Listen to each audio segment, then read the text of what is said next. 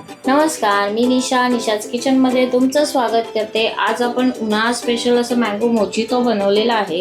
अगदी सोपी रेसिपी आहे, झटकेपट तयार होणारी रेसिपी आहे आणि खूप इझी आहे। तर चला तर व्हिडिओला सुरुवात करूया आणि बघूया आपण मँगो मोजितो कसा बनवलाय।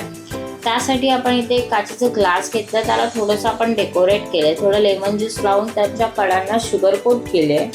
आता ह्याच्यामध्ये आपण टाकणार आहोत 3 ते 4 लेमनचे स्लाइस आणि थोडा पुदिना आणि ह्याला जे आहे आपण चांगलं कुटून घेणार आहोत, जेणेकरून लेमनचा जो ज्यूस आहे, पुदिनाचा जो ज्यूस आहे, तो फ्लेवर जे आहे ते सर्व कुटून येतील। सो ह्यांना आपण थोडंसं कुटून घेतलंय आणि आता ह्याच्यामध्ये आपण टाकणार आहोत मँगो क्रश।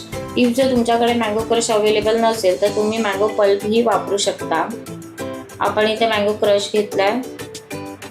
त्याच्यानंतर आपण इथे टाकणार आहोत सब्जा जो आहे तो एक आपण 10 ते 15 मिनिटं पाण्यामध्ये सोक करत ठेवलाय। हा ऑप्शनल आहे, पण उन्हाळ्यासाठी सब्जा हा खूप फायदेशीर आहे।